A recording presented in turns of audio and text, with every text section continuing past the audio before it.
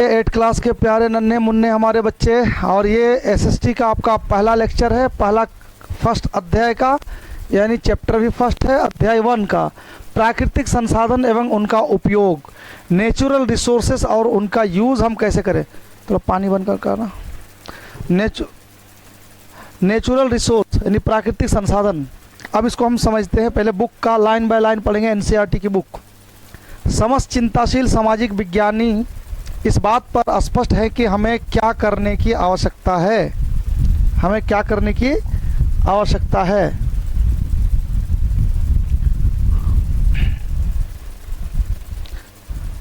हमें समपोषणीय अर्थव्यवस्था की ओर बढ़ना होगा।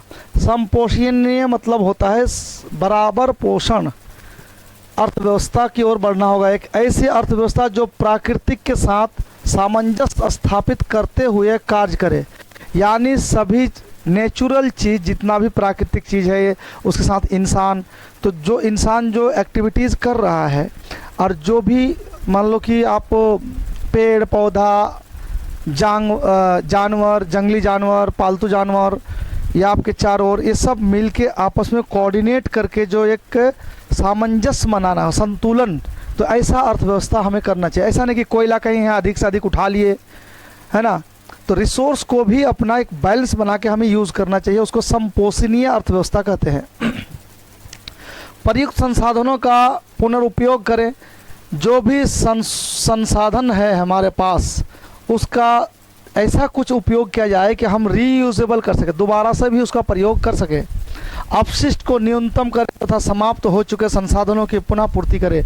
और हम कोशिश करें कि जैसे जो भी गार्बेज है, जो भी हमारे अवशिष्ट पदार्थ है, जो भी आप यूज़ कर ले, मान लो सपोज दैट कि आप गोभी खाते हो, या आप कोई छिलका वाली सब्जी, मान लो कि लौकी छील लिए या बैगन काटे, तो उसका जो खाने वाला चीज़ आप तो ले लेते हो, छील छाल के जो कटनी छटनी करके जो बाकी अवशेष पदार्थ जो आप फेंकते हो, तो कूड़ा हो गया ना वो, तो उसको आप ऐसे जगह में फेंको, ऐसा रखो कि उसको डिग्रेड, यानी वो सड़े गले तो वो कोई काम में आए, जैसे खेत में आपका खाद का काम करेगा।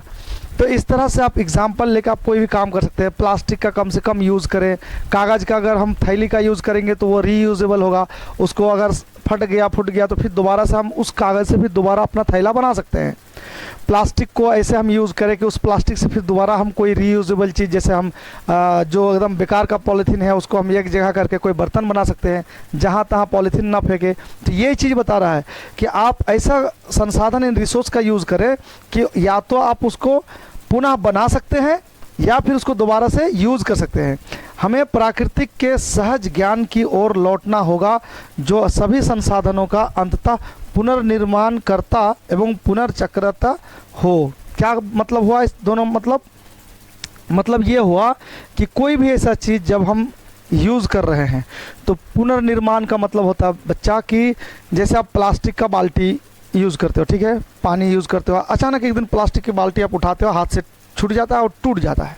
अब टूट गया तो अब क्या करोगे? फेंक दोगे बालकनी में, पड़ा रहेगा? नहीं, उसको जो लोग लेते हैं, मतलब जो खरीदने आते हैं, उसको आप दो, कम पैसे में दे दोगे, वो फिर बेचारा ले जाके क्या करेगा? कंपनी में देगा। फिर वो कंपनी वाले क्या करेंगे? उसको फिर पिघला के फिर सेम बाल्टी बना तो उसका साइज का छोटा एक मग्गा बना देगा उसी प्लास्टिक से। तो रीयूजेबल हो गया ना, पुनर्चक्रण हो गया। ये आपने यूज़ भी किया और दोबारा से नया चीज़ पुनर्निर्माण कर दिया। इसको पुनर्चक्रवर्ती भी कहते हैं। यानी प्लास्टिक को एक बार यूज़ करके फिर दोबारा से कोई चीज़ बना लेना उससे। एक एग्जाम्पल है, सिर्फ प्लास्टिक ही नहीं, हम अगर दूसरी भी चीज़ ले लें, मतलब गोभी का छिलका, आलू छिलका, बैगन, जो भी उसका अवशिष्ट पदार्थ है, इसको ले जाकर खेत में डालेंगे, खेत से फिर बैगन उगा लेंगे या आलू उगा लेंगे। तो ये हमारा सर्कुलेशन, यानी जो अवशिष्ट चीज़ है उससे फिर हम दोबारा अपना बेनिफिट ले, तो उसी को पुनर्चक्रण करते हैं। तो ये बात जो है, किसको कहते हैं हम? क्रिस्टियाना फिगुरेस और Tom Rivett Carnac the future choose, इसने इस नोट डाउन, इसी का ये नोट है, ठीक है। अब आगे इस जगह पे एक मज़ेदार आपको नज़ारा दिखेगा। यहाँ पे देखो एक दूध सागर दिख रहा होगा। ये पिक्चर भी मज़ा आ रहा होगा आपको देखने में, शायद समझ में उतना आ रहा है कि नहीं लाइट के कारण, लेकिन आपको समझ में आ रहा होगा मेरे ख्याल से। अगर मैं इस लाइट को ऑफ करूँ तो थोड़ा सा आपको ज़्यादा समझ में आ रहा होगा, शायद अब ज़्यादा समझ में आ रहा होगा। इस जगह पे देखो आप, ये आप देख रहे हो, ये ट्रेन है, ये पुल है, ये पुल है ना। और यहाँ देखो कितना फॉल, वाटरफॉल है, पानी एकदम दूध की तरह, एकदम फव्वारा। अच्छा, आपने देखा होगा कभी बाल्टी में पानी डालना ऊपर से ऐसे स्पीड में, तो पानी के ऊपर एकदम कैसा हो जाएगा, झाग झाग हो जाएगा पूरा, एकदम फेना फेना टाइप का होता है कि नहीं। या सर्फ मिला कर जब उसको मिलाते हो पानी तो क्या होता है, फेना फेना हो जाता है। तो बिना सर्फ मिलाए भी अगर पानी ऊपर से आप डालोगे तो क्या हो जाएगा, उसमें झाग हो जाएगा। तो जब झरना जब ऊपर से बहुत तेज़ से गिरता है ना, तो पत्थर के साथ टकराते हुए वो वाइट टाइप का दिखता है ऊपर से, वही ये नज़ारा है, दिखा रहा है। तो इसको दूध सागर जलप्रपात कहते हैं, दूध सागर जलप्रपात। ये गोवा में है, रेलवे पुल उसके ऊपर है। तो इसको आप याद रखना, मेन इससे इम्पोर्टेंट चीज़, दूध सागर कहाँ है, दूध की तरह दिखता है इसलिए इसका नाम दूध सागर रखा है, ऐसा कोई ज़रूरी नहीं है, दूध सागर नाम है इसका। और ये कहाँ पे है, गोवा में है, इसको आप याद रखना, ठीक है।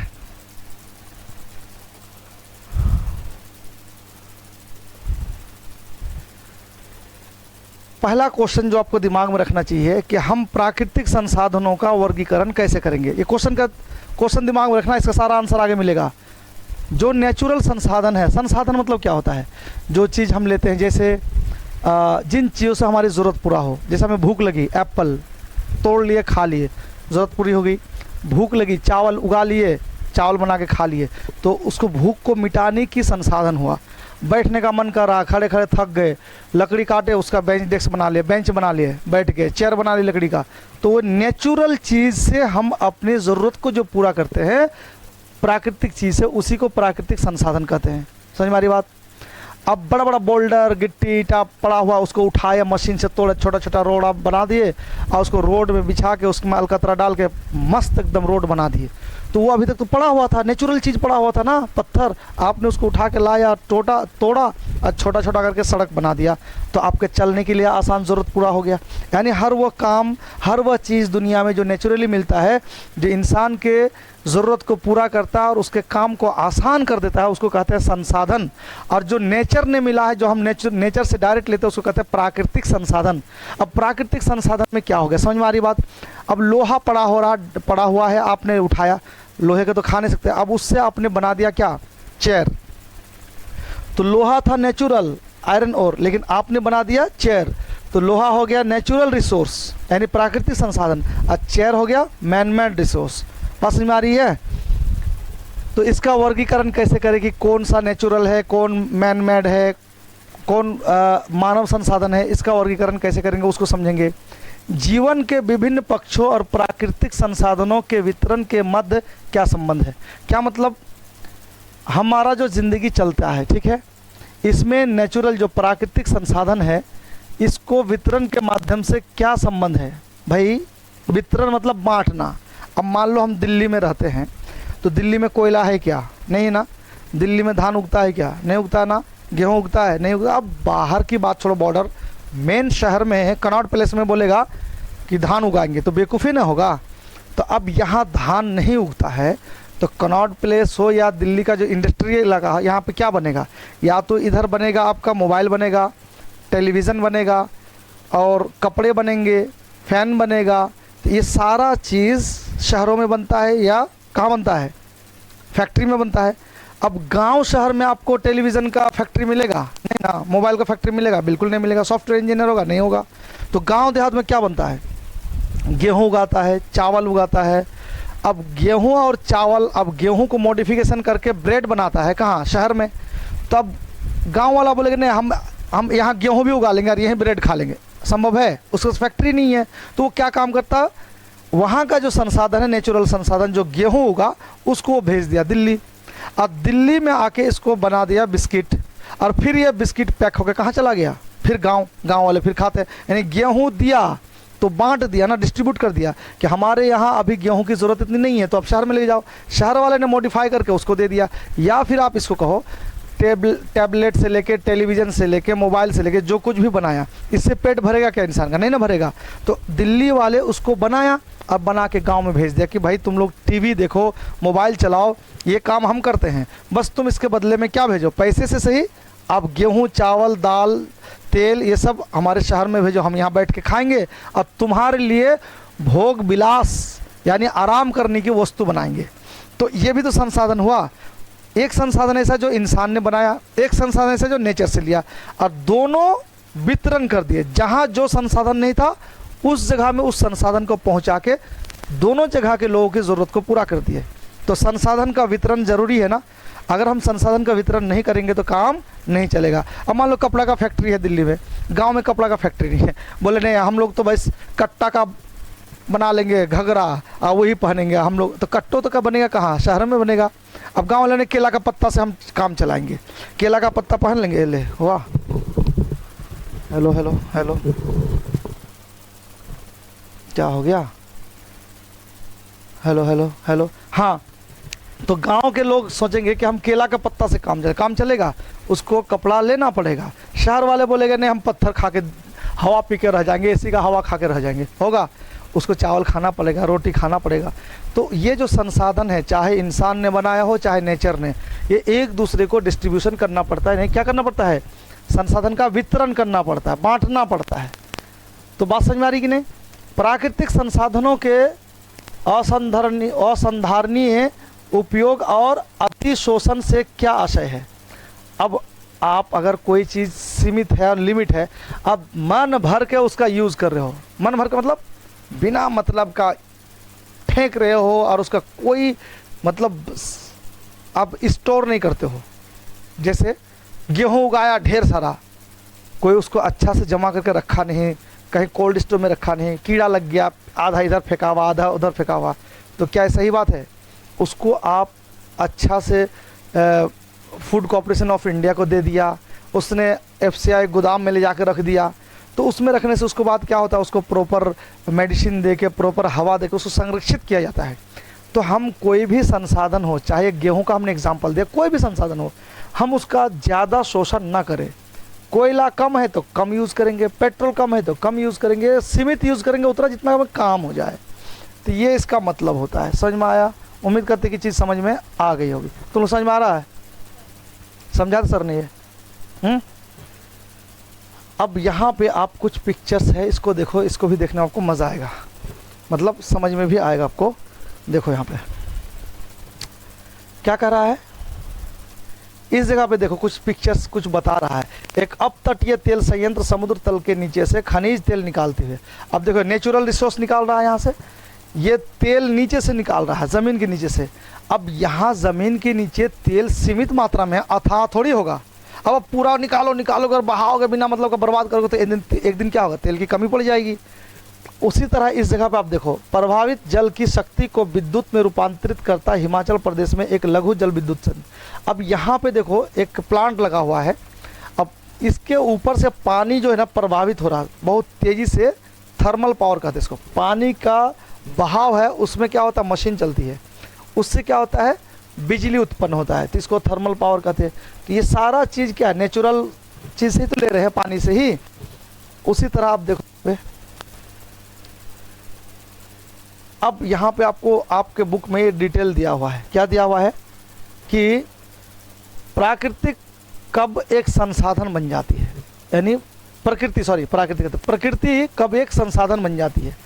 तो भाई प्रकृति शब्द का एक अर्थ उन सजीव और निर्जीव रूपों से है। निर्जीव, सजीव और निर्जीव तो पता ही है, जिसमें जान होगा उसको सजीव बोलते हैं, जो जिसमें जान नहीं होगा उसको निर्जीव बोलते हैं। तो कह रहा है कि रूपों की समग्रता से है, समग्रता मतलब सभी। प्राकृतिक शब्द जो है ना, एक अर्थ उन सजीव भी आता है इसमें और निर्जीव भी, निर्जीव के रूप में है, जो हमारे पर्यावरण का भाग है। अब सर समझ में नहीं आया, समझो इस तरह, आपके गांव में सब मांसाहारी है, मांस खूब खाता है, बकरी सीमित में है, काट काट के सारा खा जाओगे, बकरी रहेगा, विलुप्त हो जाएगा। तो जितना पैदा करोगे उसका एक लिमिट खाओगे ना। ये तो हुआ सजीव का एग्जाम्पल, बकरी। अब एग्जाम्पल निर्जीव का, आपके गांव के बगल में ढेर सारा पत्थर, बोल्डर, बड़ा बड़ा एकदम बोल्डर रखा हुआ है। आप उन बोल्डर को लिए तोड़ तोड़ के जितना है, और कहीं दिमाग नहीं लगाया क्या, और दूर से भी लाएंगे, आपके गांव के पास वाला सारा बोल्डर को तोड़ ताड़ के रोड बना दिए। उसके बाद क्या करोगे, फिर आपको ज़रूरत पड़ेगी तो दोनों तो आपके चारों ओर था ना, बकरी भी आपके पास में था और बोल्डर भी आपके पास में था। तो दोनों पत्थर हो कि बकरी, ये दोनों क्या है, आपके प्राकृतिक नेचर का चीज़ है। किसका चीज़ है ये? नेचर का चीज़ है। तो नेचर का चीज़ में सजीव भी आ सकता है और निर्जीव भी आ सकता है, ठीक है। ये भी हमारा इन्वायरमेंट का एक हिस्सा है, परंतु मानव द्वारा निर्मित नहीं है। जब मानव इनका उपयोग अपने जीवन यापन के लिए करते हैं या उपभोग के लिए इनसे नई वस्तुएं बनाते हैं, तब प्राकृतिक ये तत्व संसाधन बन जाता है। तो कह रहा है जो प्राकृतिक चीज़ है ये संसाधन। अब मैंने बोल्डर पड़ा हुआ है, हम कोई काम ही नहीं ले रहे, तो उसको संसाधन नहीं बोलेंगे। एक पौधा लगा रहा, ढेर सारा फल दे रहा, आम, अमरूद, कटहल, लीची, सब कुछ एकदम लटक रहा, आम पका पका हुआ आम एकदम लटक रहा है, कोई खाइए नहीं रहा है, तो उस संसाधन उसको तब तक नहीं बोलेंगे, क्योंकि वो हमारा कोई काम को आसान नहीं कर रहा, और न हम अपने उससे कोई ज़रूरत पूरी कर रहे हैं, तो उसको संसाधन नहीं बोलेंगे। संसाधन उस समय वो बन जाएगा जिस समय आम तोड़ के खा लिया और पेट भर लिए, ये हो गया संसाधन। वो बोल्डर को जिस समय हम उठा के थूड़ के घर के सहन में उसको पैच कर दिए, तो वो हमारे लिए संसाधन हो गया। तेल ज़मीन के नीचे पड़ा हुआ संसाधन थोड़ी है, जब हम उठा के उसको यूज़ किए तो संसाधन हुआ। यानी संसाधन तब बन जाता है जब आपके कोई काम को आसान कर दे या आपकी ज़रूरत को पूरी कर दे, तब वो प्राकृतिक कोई भी पड़ी हुई चीज़ वो संसाधन बन जाता है। ऐसा में उदाहरण के लिए वृक्ष पर्यावरण का अंश है, सही है, वह मानव से पृथक स्वतंत्र रूप से अस्तित्व में है, सही है। जब हम उन्हें काटते हैं और उनकी लकड़ी से फर्नीचर बनाते हैं, तब हम वृक्षों को एक संसाधन के रूप में देखते हैं। को बोल दिया ना, अब एक पौधा, एक पेड़ जो है, मोटा सा पेड़ एकदम लगा हुआ है, बहुत मजबूत शीशम का पड़ा हुआ है, आपको कोई मतलब नहीं है उससे, छाँव में भी नहीं जाते आप, लेकिन आपको ज़रूरत पड़ गया कि बिटिया की शादी करवाने में पलंग बनना चाहिए मजबूत वाला, क्योंकि समधी ने तो टोकेगा। समधी को खुश करने के लिए एकदम बढ़िया वाला अपने घर के बगल वाला पेड़ को काट के बढ़िया वाला मजबूत पलंग बनाए। तो जब आप पलंग बना दिए उस लकड़ी का, तब वृक्ष आपके लिए क्या बन गया? संसाधन। और नहीं तो जब तक आप उसको टच भी नहीं किए थे तब तक आपके लिए संसाधन नहीं था। प्रायः यह वस्तुएं आसानी से उपलब्ध नहीं होती है। उदाहरण के लिए समुद्र की गहराई में खनिज तेल हो सकता है, जहां पहुंचने की तकनीक हमारे पास नहीं है, या निष्कर्षण की लागत बहुत अधिक हो सकती है, अथवा यह सांस्कृतिक रूप से अस्वीकार्य हो सकता है, जैसे पवित्र उपवनों में वृक्षों को काटना। इसलिए अब कह रहा है कि बहुत जगह खनिज, समुद्र के नीचे खनिज तेल पड़ा हुआ है, बहुत जगह वृक्ष भी पड़ा हुआ है, लेकिन हर चीज़ को हम यूज़ कर सकते हैं ऐसा नहीं है। हम यूज़ एक लिमिट और सीमित टाइम तक ही कर सकते हैं, लेकिन आपके पास उसका टेक्निक होना चाहिए, तकनीक होना चाहिए। अब अगर तकनीक है तो कर लोगे, तकनीक नहीं है तो नहीं कर पाओगे। अब कोई वृक्ष काटने जाएगा तो उसमें दो कंडीशन हो सकते हैं, या तो आपको काटने की मशीन चाहिए, अगर मशीन है, सब कुछ है, ज़रूरत भी है, कभी कभी धार्मिक बात भी हो जाती कि पवित्र है, हम इसका पूजा करते हैं, आपको काटने नहीं देंगे। जैसे आप एग्जाम्पल के तौर पे आप उत्तराखंड से शुरू होता है चिपको आंदोलन, यानी महिलाएं, एक ग्रुप उठ गया था कि आप पेड़ पौधा को नहीं काट सकते हो, तो सब पेड़ में चिपक चिपक के रह गया था, उसको चिपको आंदोलन कहते हैं कि आप पौधे को, हमें वृक्ष को काटने नहीं देंगे। हाँ, पीपल का पेड़। पवित्र उपवनों में वृक्ष का काटना इसलिए किसी तत्व के संसाधन कहलाने के लिए उसे तकनीकी रूप से सुलभ होना चाहिए, उसका दोहन आर्थिक रूप से, व्यवहार्य और सांस्कृतिक रूप से स्वीकार्य होना चाहिए। मतलब कह रहा तब वो संसाधन होगा। मान लो पीपल का पेड़ है, कोई पूजा पाठ कर रहा है, वहाँ जाकर काट दोगे तुम तो पागलपंथी है ना, तो अनुमति तो नहीं है, तो आपके लिए वो संसाधन नहीं हुआ। उसका दोहन आर्थिक रूप से सुलभ होना चाहिए, मतलब आसान से वो उपलब्ध होना चाहिए, व्यवहार्य और सांस्कृतिक रूप से स्वीकार्य होना चाहिए। तो जो भी हम उसका उपभोग करेंगे, दोहन करेंगे, वो समाज उसको एक्सेप्ट करे, चलो कोई बात नहीं है, पेड़ काट रहा, कोई दिक्कत नहीं है, पर्यावरण का कोई नुकसान नहीं हो रहा, तो आपके लिए वो ये संसाधन बनेगा। समानता दोहन शब्द का एक नकारात्मक अर्थ होता है, जिस संदर्भ में हम इसका यहाँ प्रयोग कर रहे हैं, इसका अर्थ है प्राकृतिक संसाधनों का निष्कर्षण, उपयोग और उपभोग। दोहन का मतलब होता है चूस लेना, ख़त्म कर देना, बट यहाँ दोहन का मतलब होता है यूज़ करना, पॉजिटिव वे में, सकारात्मक रूप में, मतलब काम लेते हो, किसी को नुकसान नहीं पहुंचाते हो। पृथ्वी पर अनेक प्राकृतिक संसाधन है, सही है, उनमें से कई लाखों वर्षों में निर्मित हुए हैं और उन्हें, जिन्हें मानव ने ग्रहण किया है, उनका उपयोग करना सीखे हैं। बहुत ऐसी चीज़ है, लाखों करोड़ों वर्ष में जैसे कोयला बनता है, उसका भी हम लोगों ने यूज़ करना सीख लिया है। तो जब कोयला पड़ा हुआ है तो संसाधन नहीं है, लेकिन जिस दिन उसका यूज़ कर लिए वो हमारा क्या हो गया? संसाधन हो गया। इनमें प्रत्यक्ष रूप से जल, वायु, मृदा सम्मिलित है। तो हम जल का भी प्रयोग करते हैं, हवा का भी प्रयोग करते हैं और मिट्टी का भी यूज़ करते हैं। पानी का यूज़ करते नहीं हैं, पानी में मछली पालते हैं, पानी को साफ़ करके पीने लायक बनाते हैं, पानी से बिजली उत्पन्न करते हैं। उसी तरह हवा से भी बिजली उत्पन्न कर लेते हैं हम लोग। उसी तरह मृदा मिट्टी से भी तो हम लोग कहाँ कहाँ डैम बनाते हैं, बांध बनाते हैं, बहुत कुछ बनाते हैं। कोयला, खनिज, तेल, बहुमूल्य पत्थर, धातु, आयस, लकड़ी आदि सम्मिलित है। तो ये सारा चीज़ जब हम यूज़ करना सीख गए तो ये सब हम लोग के लिए क्या बन गया, संसाधन बन गया। उम्मीद करते हैं कि चीज़ें आपको समझ में आ रही होगी। आ रही है तो बनता है ना एक अंगूठा मर्द भट्ट से कि